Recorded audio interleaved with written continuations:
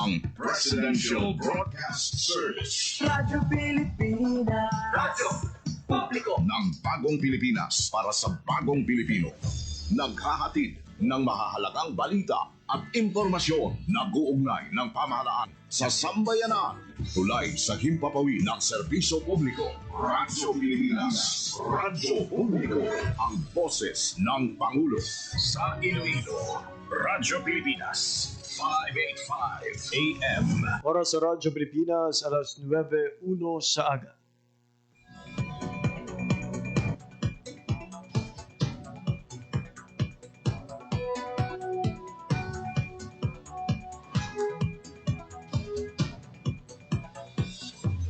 Sa Western Visayas, Panay Island, na tinamaan itong island-wide blackout. Ang pagsulod mo gid sa mga asin watershed. Pinaka-purpose nila ini para sa operation nato. We have that in collaboration with the department. I am again standing up. Mapigtahan ang ina freedom of expression. Office of Civil Defense naman po. Balita, issue, kag iban pa. Diri sa Radyo Pilipinas. Radyo Publiko.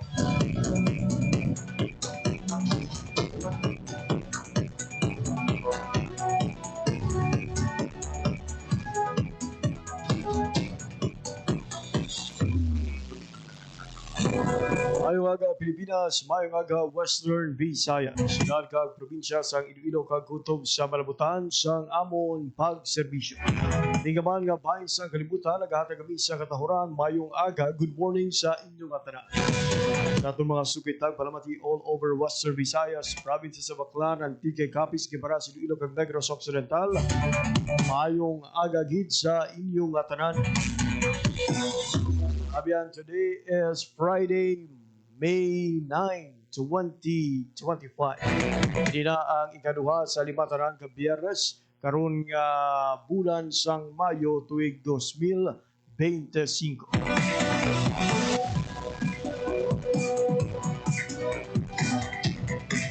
Nakinanda mga ikaw ninyo, tugtog alas 9:55 subong aga. Ako ang inyo alagad, JP Harbas.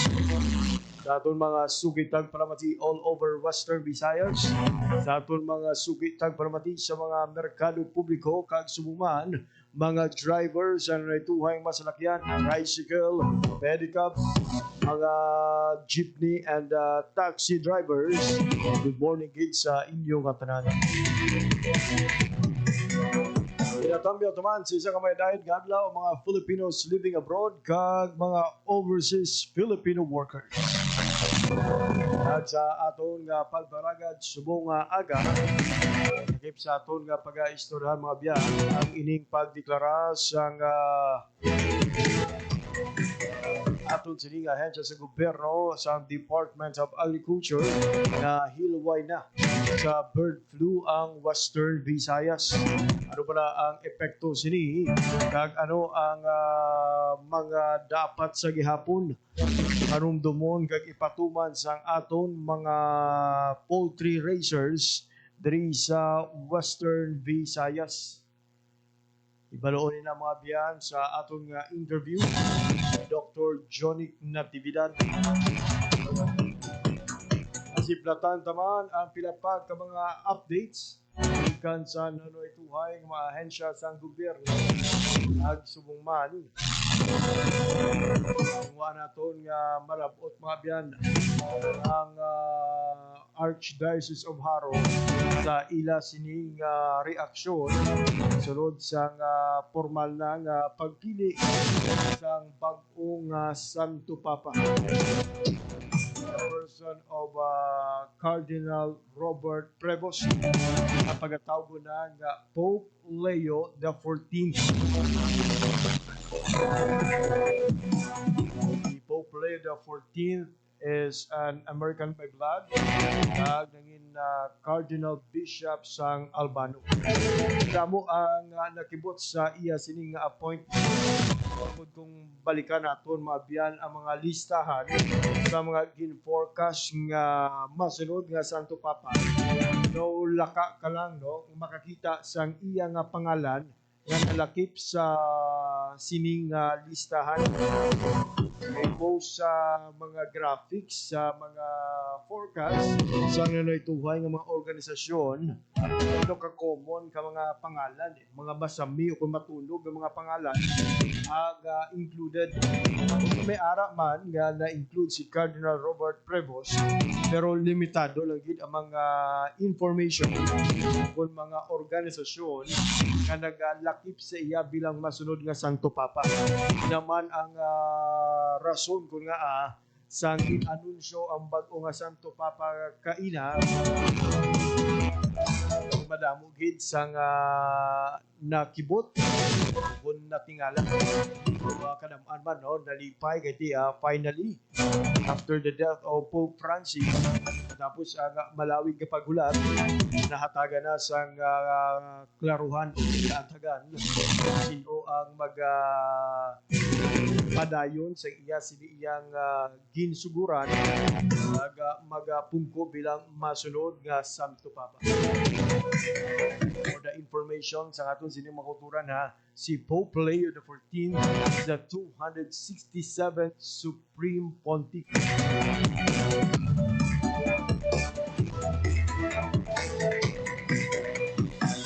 Ang bag-ong Santo Papa ang napilian matapos ang duha ka daw nga conclave na nagsugod sa Mayo 7 sa Sistine Chapel sa Vatican.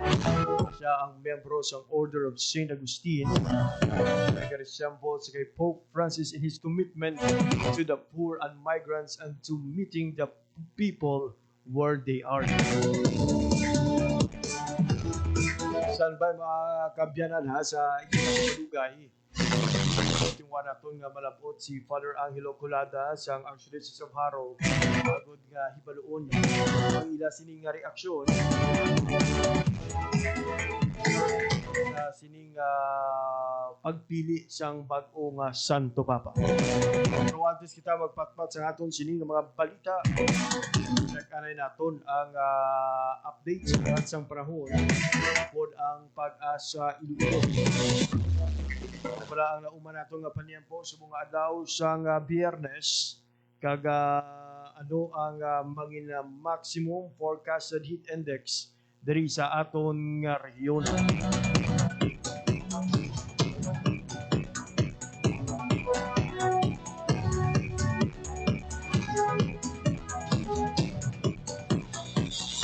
Oras sa Radyo Pilipinas, alas 9:08 na sa aga. Sa sining oras, magakuha kita sa update sa lakat sa ang panahon. Radyo Pilipinas. Opo natin sa piyak na linya to give us the latest update. We have Sir Rolly Cuenca of DOST Pag-asa. Sir Rolly, good morning. Natin po yung mga alambi. Natin latest with the update ng adlaw, May 9, 2025. Sa karon Australia sa mainit nga hangin sa dagat Pasipiko ang padayon nga nag-epekto sa bilin sa bilog na pungsod.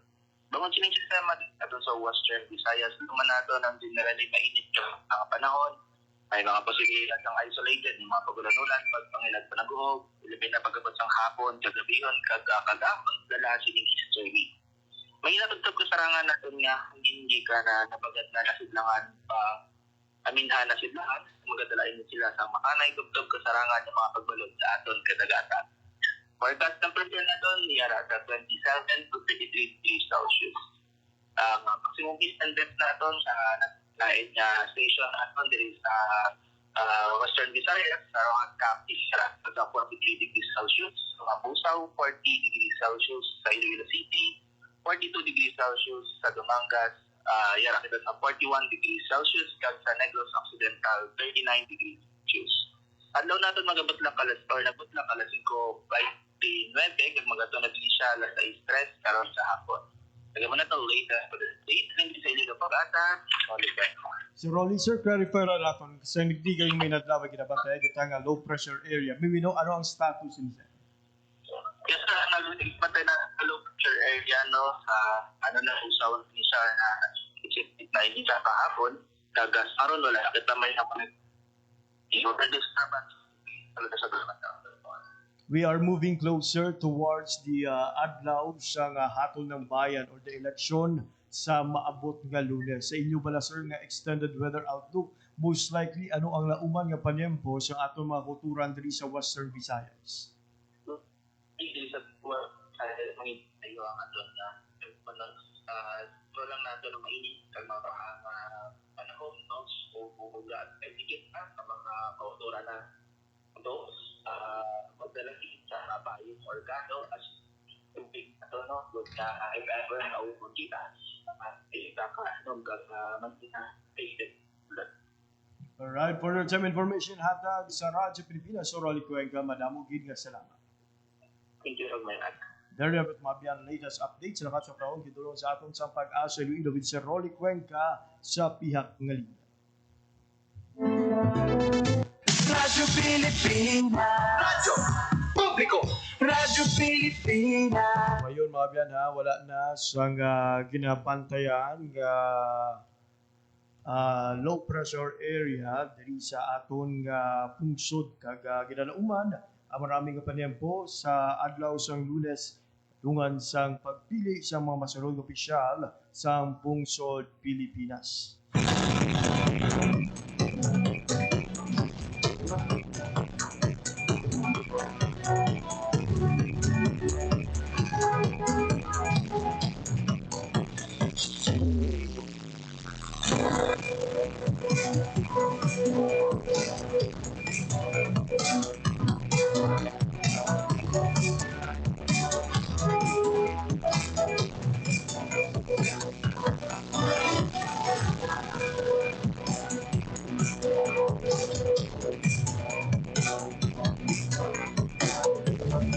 Oras sa Radyo Pilipinas, alas 9:12 na sa aga. Sige po nagkapamati mo sa pagpalagad sa programa Balita Issue Kagiban.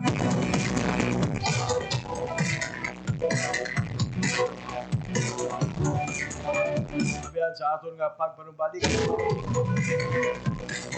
Dugang ang mga balita. Deklarang pagdeklara sa aton sining Department of Agriculture ilway na sa bird flu con avian influenza ang Western Visayas. Ang interview ni Dr. Jonic Natividad pamatian naton pagkatapos lamang sang pila ka pahanumdom.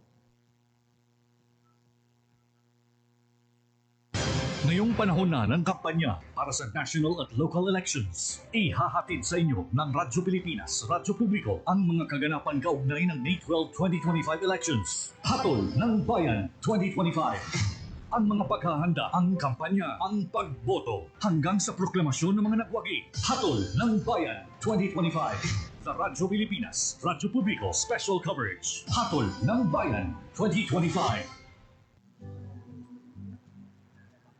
Mangkot lang ko tani Simo. Ikaw ya si Tol? Si Tol, taana nag-ubras ang 3 gives loss ang nagligat na pandemya. Amon na waay naputol ang tubig, internet, kag kuryente namon. Pero hindi electrician man ako. Ikaw si Tol, how? Si Tol, ang kapangita paagi na makabiyahe man kami mga riders, bisan wala kami plaka, tungod sa iya, waay naguntat ang amon ubra. Pero hindi eh. Hi, ikaw ya si Tol? Si Tol, gindusok niya ang Maritime Zones Act. Tungod sini, waay madula ang atong depensa kag kinamatarong sa West Philippine Sea. Pero hindi eh. Hinahanap mo raw ako.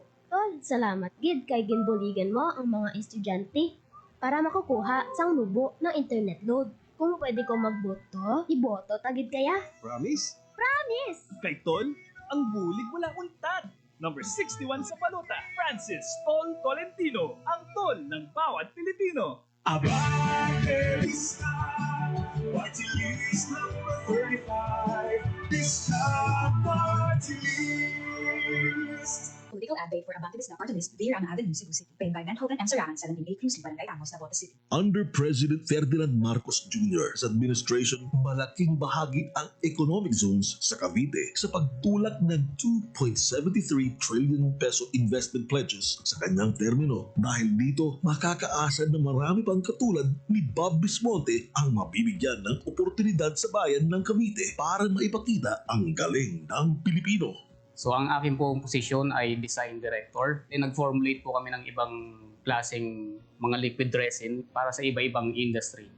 Medical resin, dental resin, kahit po sa automotive ginagamit na rin yung aming machine.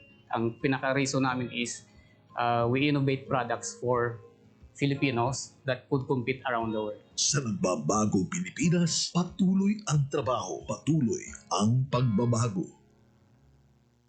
Boracay, one of the best islands in the world. Upang mapanatili ang ganda at kalinisan ng isla, pinalawig ng pamahalaan Marcos ang water drainage system ng Boracay.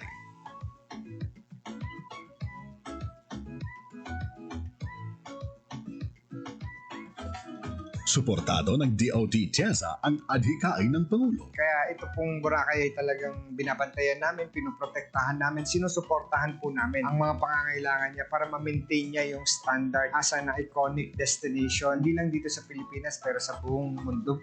Sa nagbabagong Pilipinas, patuloy ang trabaho, patuloy ang pagbabago.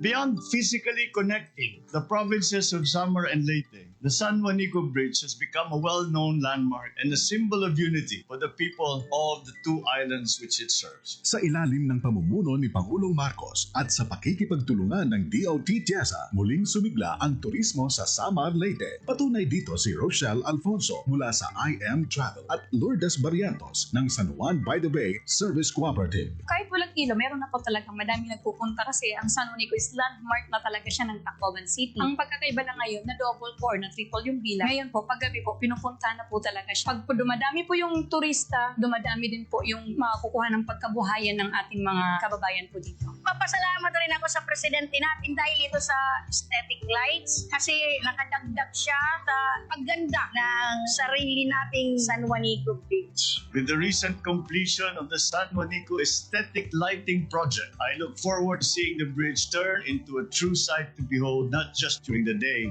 now even in the dark at night. Sa nagbabagong Pilipinas, patuloy ang trabaho, patuloy ang pagbabago. Ngayong panahon na ng kampanya para sa national at local elections, ihahatid sa inyo ng Radyo Pilipinas, Radyo Publiko ang mga kaganapan kaugnay ng May 12, 2025 elections. Hatol ng Bayan 2025.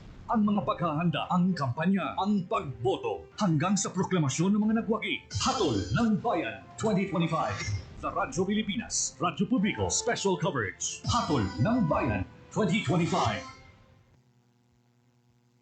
Matagumpay na isinabatas ni Pangulong Ferdinand R. Marcos Jr. ang Self-Reliant Defense Posture Revitalization Law. Through the Self-Reliant Defense Posture Revitalization Program, we aim to reduce our dependence on foreign sources and empower the AFP to develop its own capabilities. Sa bagong Pilipinas, palalakasin ang lokal na produksyon ng military equipment upang matiyak ang ating seguridad at disaster resilience. Magiging maayos po yung mga magninegosyo dito dahil maganda na yung kanilang lugar, hindi tulad doon sa mga tabi ng karsada na nagkakaroon ng traffic, nagiging risk pa sila doon sa kanilang mga kalusugan dahil po yung mga emissions ng mga sasakyan. Isa sa inaabangang proyekto ngayon ng SM Prime Holdings Incorporated sa pakikipagtulungan ng Local Government Unit ng Pasay, ang 360-hectare reclamation project na tatawaging SM Smart City. Sa kasalukuyan, dinidevelop na ang lupa nito sa harap ng Mall of Asia Complex at inaasang matatapos ang proyekto sa 2028. Ipinapangako ng SM Prime na tulong ng ating pamahalaan na hihigitan pa nila ang tagumpay ng SM Mall of Asia Reclamation at sa pamamagitan nito ay mas mapagyaman pa ang ating business district. Maparami ang magagandang oportunidad, trabaho at pagkakakitaan ng bawat tao sa pamahalaan Marcos. Ang bagong Pilipinas, mas posible, patuloy ang trabaho, patuloy ang pagbabago. Mangkot-langkotan ni Simo. Kaya si Tol? Si Tol, taana nag-ubras ang 3 gives loss ang nagligat na pandemya. Amon na waay nagputol ang tubig, internet, kag kuryente namon. Pero hindi electrician man ako. Ikaw si Tol, how? Si Tol, ang kapangita paagi na makabiyahe man kami mga riders, bisan wala kami plaka, tungod sa iya, waay naguntat ang amon ubra. Pero hindi eh. Hi, ikaw na si Tol? Si Tol, gindusok niya ang Maritime Zones Act. Tungod sini, waay madula ang atong depensa kag kinamatarong sa West Philippine Sea. Pero hindi eh. Na, hinahanap mo raw ako. Tol, salamat gid kay ginbuligan mo ang mga estudyante. para makakuha sang nubo ng internet load. Kung pwede ko magboto, iboto tagid kaya? Promise? Promise! Kay Tol, ang bulig wala untad. Number 61 sa balota, Francis Tol Tolentino, ang tol ng bawat Pilipino. Oras sa Radyo Pilipinas, alas 9:21 na sa aga. Sige po nagpamatika mo sa pagpalagad sa programa Balita Issue Kagiban pa. Biyan sa gihapon, padayon ang paglaga sa Social Security System o kon SSS atok sa mga pasaway nga mga employers diri sa Panay. Askin pabasok pa sa Social Security System o kon SSS Visayas West 2 Division ang kampanya patok sa mga employers nga wala nagapatuman sa ila obligasyon sa ilalom sang lahi.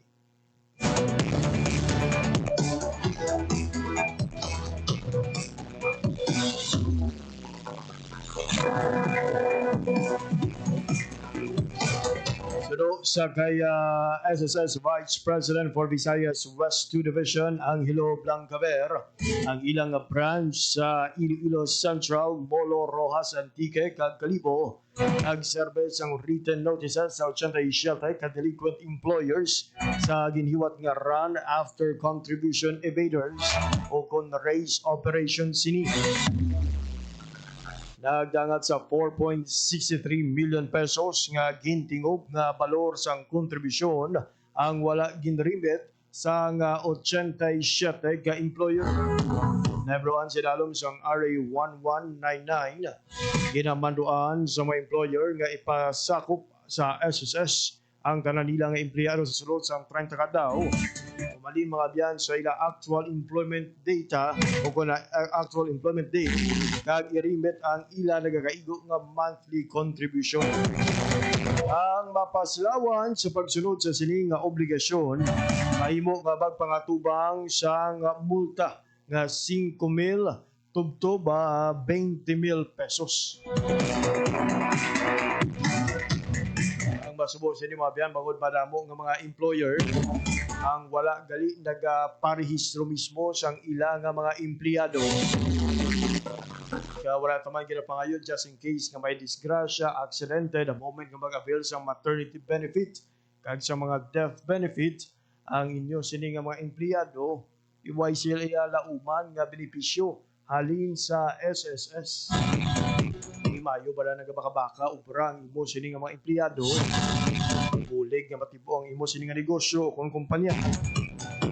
Pero at the end of the day wala sila lauman nga benepisyo bangod nga wala kamo nagabayad worse wala kamo nagparehistro.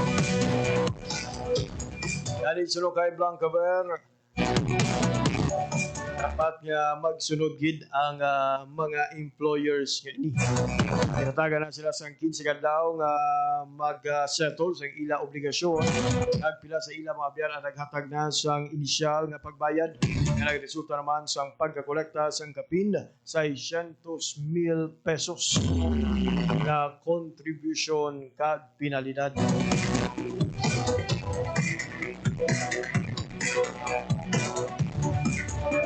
Naparugyan man sa aton nga SSS sa mga members sini nga magparehistro sa ila sini nga system para nga magparehistro sila sini nga online na portal para from time to time ma-check nimo kung naga-reflect din man ang deduction na ginapatuman sa inyo sini nga mga employer sa inyo sini tagsa ka sweldohanay. Diba? Si bala ginapagwa nga gina-deductionan kamo so wala gali nag-remit kung wala gali ginasumite ang inyo mga employer. Good thing with the portal mga biyan SSS application makita dira kung nag-reflect ang timely payment ng inyo yung mga deductions. Kung wala ka pa iyan nakaparehistro sa ining online website sa aton sining SSS, magparehistro na.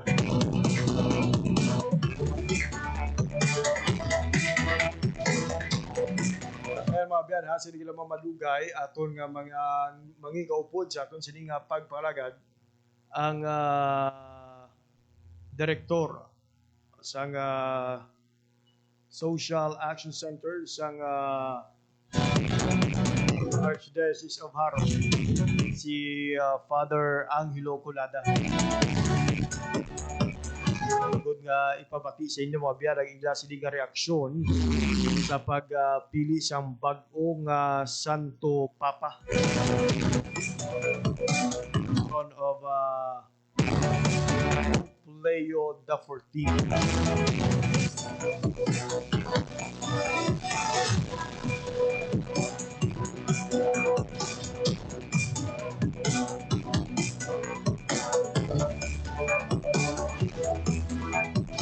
Samtang sa iban pa naton nga balita,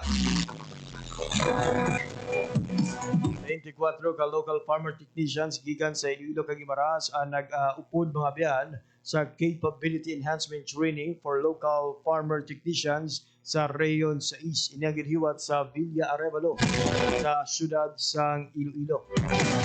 Conducted by the Department of Agriculture Western Visayas ang tatlo kadlaw nga paghanas nagatuyo nga ma-enhance ang ila sining technical competency subuman ihibalo kag ikasara bilang mga local farmer technicians ma-update sila sa ilang current rice production technology ug mapabasog pa ang manpower support sa regional rice program.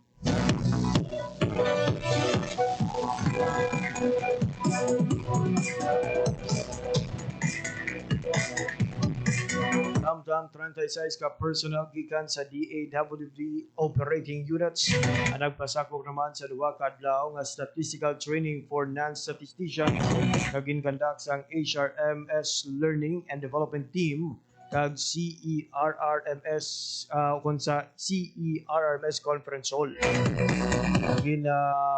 Bisita kag humalambal sa sining nga paghanas si UPV Visayas Professor Early Sol Gadong. Nagpakpak mga biyan angot sa mga papel sa mga statistics sa pagpanalawsaw kag agrikultura. Iya man nga gintudlo kung paano mag-apply sa data interpretation, mag-evaluate sa mga claims, kag mag-ubra sa more data-based decisions agud epektibo kag efficient nga ma-roll out ang mga agri-interventions. Samtang sa bahin sang San Dionisio, nagpasakop sa ginhiwat nga Agricultural Information Caravan ang masobra 200 ka mangunguma kag mangisda gikan sa nanuhay-tuhay nga barangay sang Banwa sang San Dionisio.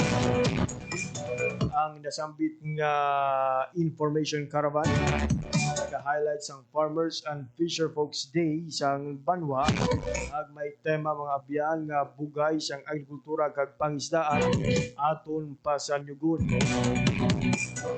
Panginbulahan sa aton kag sa sunod nga henerasyon. The caravan mga biyan ipatpat ang naituhay mga serbisyo kag programa sa Department of Agriculture. Dinahataga naman sa kaigaran nga pamangkot kag makapalabot sa ila sining mga konsumo ang mga manghuma kag mangingisda sang Banwa. Tuyan sini nga mapasangkad pa ang ihibalo sa mga agricultural stakeholders angot sa mga agricultural and fisheries practices, technology transfer and adoption, kag palapton kung dalon malapit sa mga pumuluy ang mga serbisyo sang DA Western Visayas. Oras sa Radyo Pilipinas, alas 9:30 na sa aga.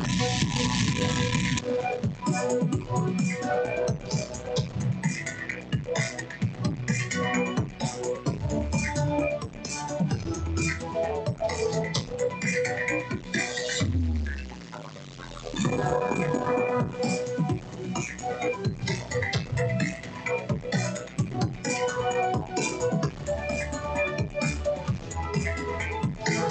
sa Radyo Pilipinas, alas 9:30 na sa aga. Sa sining nga oras, mahingko pa nato sa atong pagpangalagad si Father Angelo Colada sa Archdiocese of Haro. Father Angelo, good morning sir and welcome sa pagpangalagad sa programa Balita Issue Kagiban pa. Good morning, Sir JP.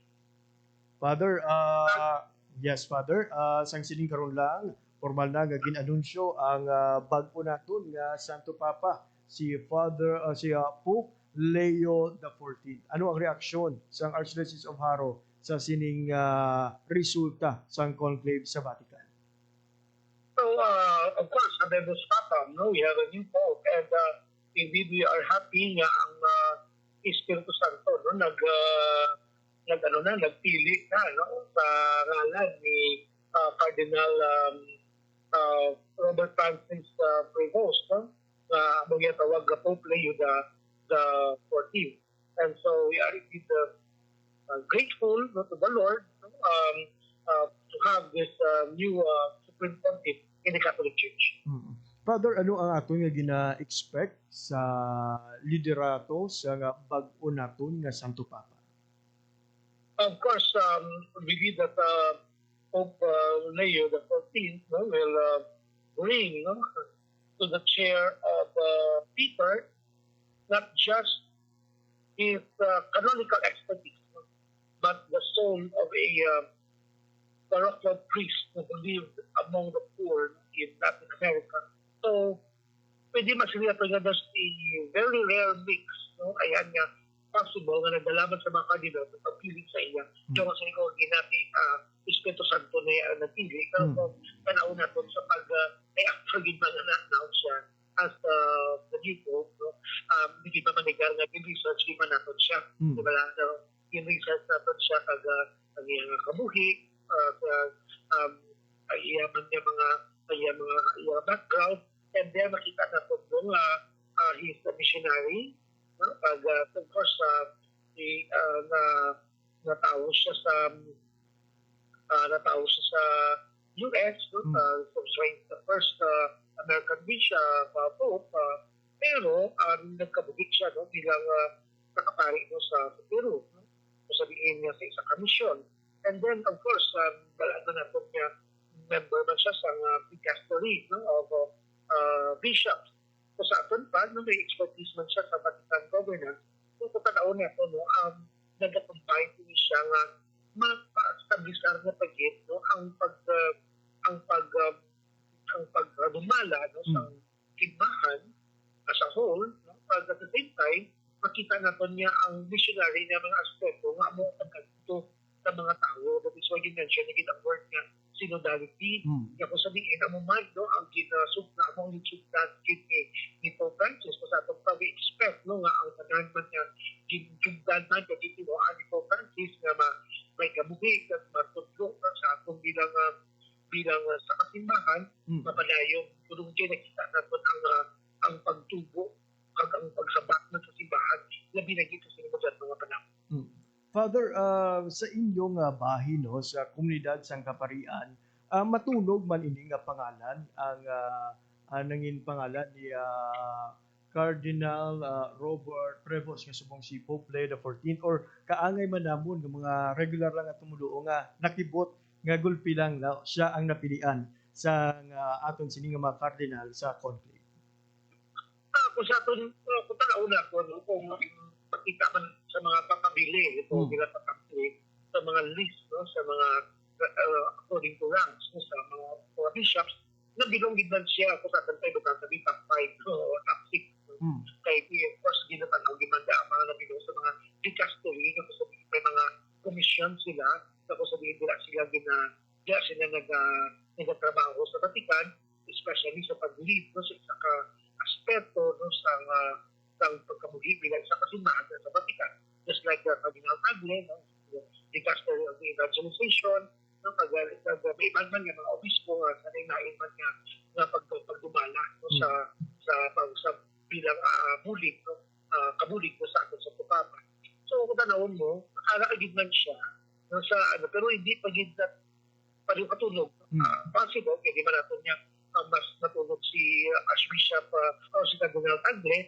So kung hindi kita yung Pilipino mo kasi masapura na ara kita to ng bayat na pwede tagi at ito papa na to na Pinoy man katulad na to. Pero ako yung personally, ay magiging ako nagtutok dira, no, especially sa mga papabili. Kasi kung ano yung pabuhat sa Espiritu Santo, yun yung mata, ano yung masunod. No? Kahit sila nga rin sa papal nuncio sa atin na Philippines, o sa interview sa iya, during the conclave, sila niya, nakadesisyon na yung Holy Spirit, makanto na lang dara ang mga kardinales para nga mag-automatic kung ano ang dikta sa Espiritu Santo pag patigayon nun ang pag-abi-abi sa batungan ng tupakan. Doon at yun po sila din na nagabo, pero kapati kita yan na may gapog niya ang Espiritu Santo, nga sometimes labaw doon sa ato niya expectar kanyang kalauman. So just like what happened to Pope Francis, di ba wala man kayo sa nabilong sa pagpabili, natigot na kita, mag-silo na siya. Just like may mga nabakita ko magkakapot sa kagina sa kagaw, sa mga comments man, sa mga reporters na sa ilang pagtitog na napupod sa crowd, no? Sa dugang hindi kayo makunobatiyon niya, clear, no? Pag-mention ng name, so di na parang simpo, and then ilan na magkonsino na siya, no? So, dito, pag nabala nila nga is the American Bishop, no? Pag kagamo na nga si Robert Francis Prevost. So, ako sa atin pa, daw may ara kita, daw may ara kita yung tarik. Kung pwede lang, no? Pero at the end, makita natin yan kapag ibabaw, it is indeed the plan and the will of God na the grace of the Holy Spirit. Father, no, talor pang dunman sa social media nga long before gali, no, sang iya sining election bilang isa ka Santo Papa, si Cardinal Robert Prevost ang nakabisita na diri sa Pilipinas. Are we optimistic nga sa iya sining liderato liwat nga makabisita diri sa atong pungsod gaay ni Pope Francis ang bag-o nga Santo Papa? Of course, ako optimistic ako nga kay ang pagbisita ka sa Papa, yung wala binigay sa atong puso, hindi sa ato. Nagka-inspire kita bala, no? Sa presensya bala ka nga nag-lead sa aton. Na ang nagadala sa aton bala sa pag-appreciate pag-hid, no? Sa aton kabuhi, bilang sa kasimbahan. Kag nga ko sa bigla katakot kita. So, we are hopeful, no? Makabalik siya. Though nga, of course, during the time na nabisita siya today, I think that was year 2000, ang pag-bisita niya, because he's the prior general of the Agustinian, so he has to visit no, sa mga places and mga celebrations, no? Kaga siguro mga communities ka-under sa congregation, no? Sa mga Agustinian fathers. So, hindi ko talaw na to, no? We are blessed, no? Kahit even mismo iba niya mga kaparian, no? Pag mga light ko, na naka-encounter na galing sa iya, no? Pang pagkanto niya diri, no? Very rare na compare mo sa iba sa to papa nga daw just like Pope Francis, no? Daw gina humao talaga makita ka lang sa picture, pero ang niya unique niya kay naman hindi pa sila mag-humao sa picture mo din na nakita upod niya galing nila no? Galing sa Pilipinas. So, kung mabalik sa diri, at hindi ako pagod na kalipay na ito, agad makita naman ang sitwasyon natin diri sa Pilipinas, kanti of course makadalaman sa pagbangkuman no sa atong nagsimbahan. Lastly, Father, ang imo sining nga mensahe sa mga tumuluo kasunod man sang eleksyon ni Pope Leo XIV kag ang imo man nga mensahe no sa aton sining nga mga kauturan samtang nagahilapit na ang adlaw sang eleksyon diri sa pungsod Pilipinas. Okay. Ang hambal ni ang mga tinagda no, ni Pope Leo XIV, no, kasi niya bala nga peace be with you. So he began his words, no? Peace be with you all. Kung sa pa, ang ating kalibutan nga is the world, no, starving for peace. No? We hope and pray that Pope Leo will be a steady balm, no, in this times of uncertainties, no, sa atong kabuhi bilang individual bilang katapos sa simbahan. So, kabay pa no ang balidait sa dalan niya kag we pray no and support no Pope Francis Pope Leo I mean no ang mapatigayon di mabuta kasi kung panahon naton ang what sa sinimo about sa eleksyon ang ini nga pagkabati naton sa tinaga nga Habemus Papa hindi niya hari na nag-koronahan, hindi niya nangod sa popularidad, hindi niya nangod sa katanyagan, kundi nga isa ini kahangkat sa pagpa-office. Magserbisyo ka mag-alaga. Kaysa simbahan niya, the more nga nagatakas na nagataas ng pwesto, the more nga nagadubo ka. Just like ang mga taon natin yung servant leadership, just like what Jesus did, yung naglukod siya, kang nagbukas ng itil mo siya magipupunan, na naging bitas sa atin magbugasan sa atin. Kabay pa nga yung experience na lang, nga, even from the start of the conclave, we pray for our cardinals, and the cardinals also pray for the guidance of the Holy Spirit. Tani kabay pa yung eleksyon, ano man hihimuon natin. Kasi sometimes sa muling kulang kita lang sa pagpangamuyo. Kasi kung nagpangamuyo, kita magamit natin ang constitution. Kaya tayo masubo lang gari, okay, saan nagpanay siya nga, paano na ito magamit? Na sige, butuha ang batuna ang kwarta, batuha ang ginadiktasyon ng konsensya. Paano na matabo kung na imo konsensya na dagtaan na sa kwarta? Diba? So, di na palang tama na kadalo, man na problema natin sa pamulitika natin sa Pilipinas. Kaya usapan ito do, cancer na balang balatian na nakabudlay bulngon, no? Tungkol sa immune system, na sitangal ng ginahimo, ano ka sa una, nga kani masugga natin palang maamat-amat natin bako. Paagi no sa pangamuyuan natin niya, antes kita magboto, o for these days, so we pray, sa atin niya pagkilatis, sa atin niya mga kandidato. Kanda yun, of course, atin mga nagdalaot sa Kristo, sabay pa namin makita nila nga, it's not about ng power, but it's about service. Pag hindi not about self-interest, but all about kung ano ang mahatag natin ng bully, kababatsakan, nga mapag-ayo sa pangabuhi sa mga tao. Ulihi at ang kaugalingon. Kaya rin isaan, gagawa sa mga ang papamulitika, sa ira ng kaugalingon niya na interest. So, muna una na ito kanya ay isa sa mga dapat na tundugtog. Ang boss lang, nasagdip sa ato niya mga kamo. Nabisa malaan man natin pag mga resulta, hindi ko dapat nagkandidato, pero naghimo kita sa kabundugan, nagkubra kita sa prinsipyo, nahimuon natin kung ano ang gusto ka nila kadapat. Madamoy nga salamat, Father Angelo Colada, for reminding us that if we really value conscience, sa pagbakal pa lang sa buto, dapat makonsensya na kita. Madamoy nga salamat, Father, sa reminder man sa aton sini nga mga politiko, to do public service as it's the very real gid nga serbisyo publiko. For your time information hatag sa Radyo Pilipinas, madamo gid nga salamat kag padayon. Thank you very much and God bless.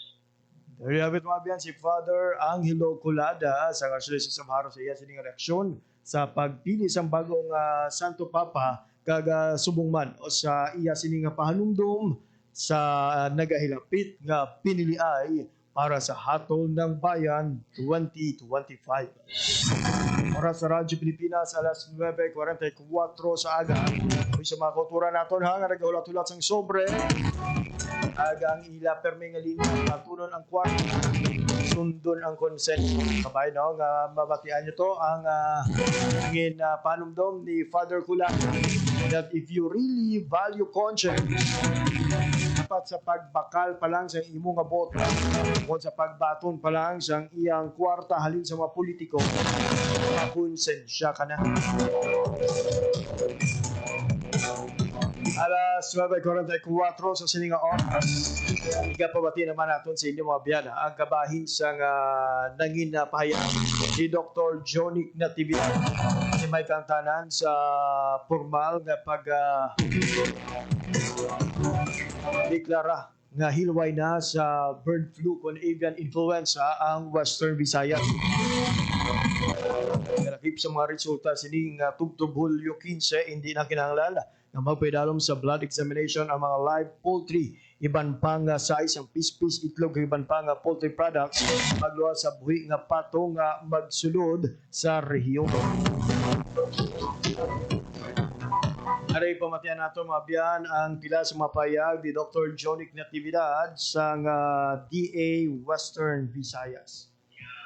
Nagiging deklara ang Western Visayas bilang hilway na sa bird flu. Yes sir, ngayong lewat sa tanan, no?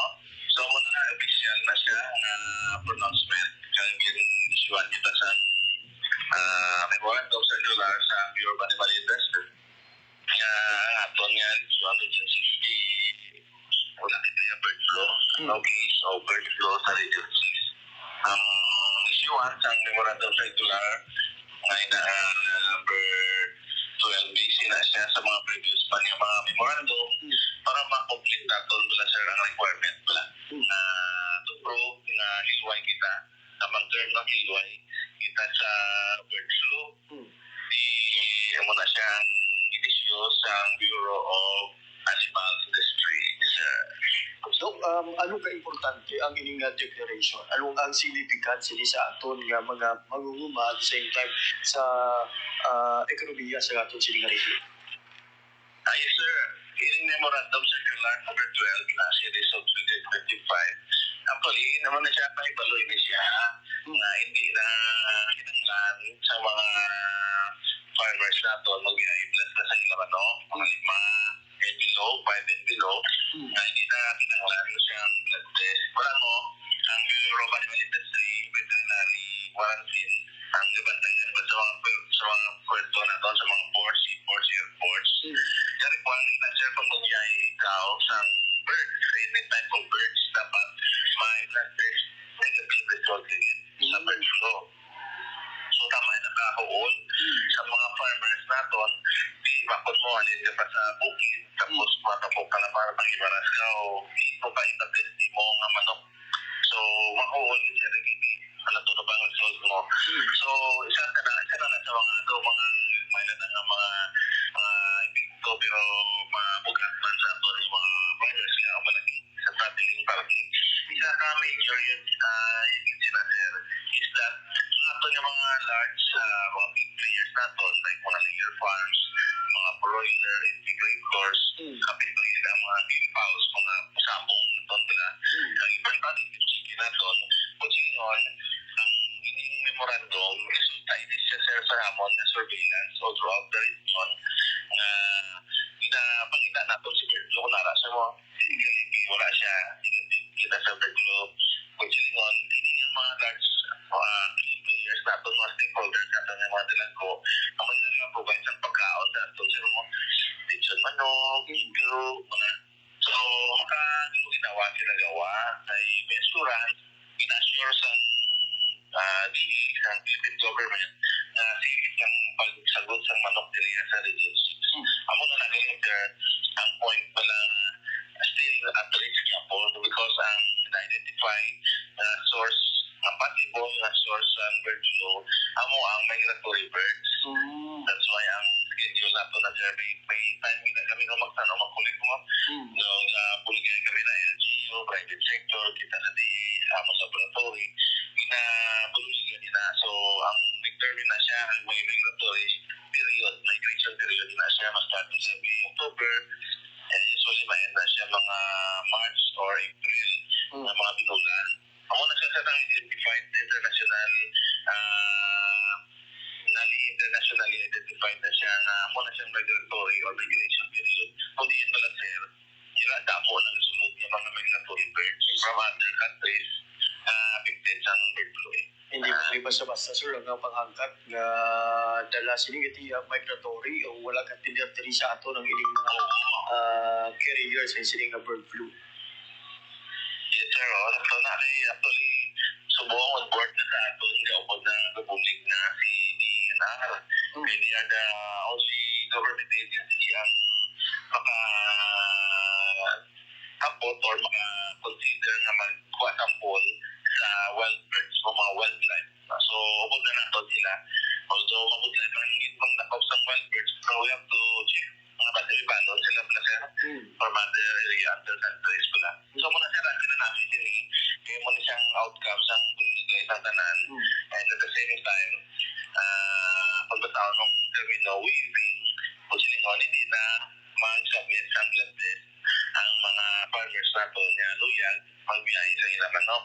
Provided sa mga dalapuan niya sir, like mga broiler, itlog, biyara na sila yung reglamento, may mga regulations na sila na gina-follow, like ang animal disease, monitoring, compliance certificate, pagsilingon, yung ikaw, ang imo farm sa good biosecurity practices. Yes, sir. Ang naging payag ni Dr. Johnny Natividad angot sa significance kung importansya sa sining pagdeklara nga bird flu na ang aton sining rehiyon. Lakip na drama biyan bilang resulta tubtub Hulyo 15, hindi na kinahanglan nga magpedalom sa blood examination ang aton sining makuturan nga magabiyahe sa mga pispis, manok, itlog, kagiban pa ang mga poultry products. Magluwas na lang sa mga pato nga igapasulod diri sa Western Visayas. Nga wala na lakip ang pato kaya ina mga biyan sa iban pang kahigayunan sa aton sining pagpangalaga diri sa programa Balita Issue kagiban pa. Oras sa Radyo Pilipinas 9:51 in the morning. Wala kita sa oras nga nabilin sa aton sining pagpangalaga. Dinagi lamang ko tumatong edisyon sa mga adlaw sang Biyernes, ayun, Webetrig 2025. Advance Happy Mother's Day sa tarang mailoy. Ako nga asawa kay Charis and Hervas. Sa tarang mga nanay. Happy Mother's Day. At sa adlaw sang eleksyon, update ninyo kami sa pagdulong sa mga balita kag impormasyon on air and online lagi sa Hatol ng Bayan 2025 Government Media Special Coverage.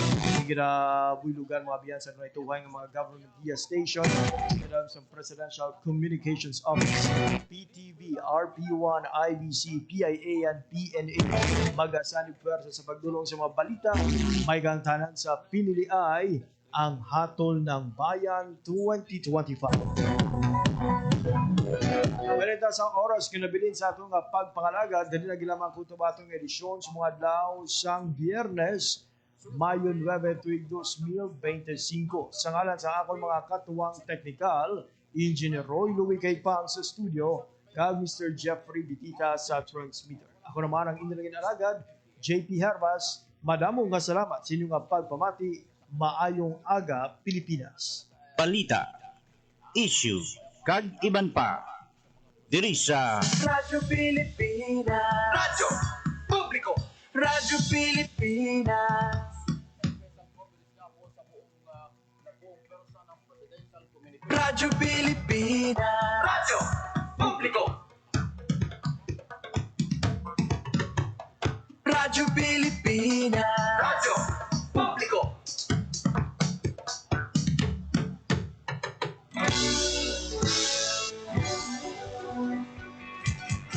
Mahalagang mga balita, napapanahong impormasyon,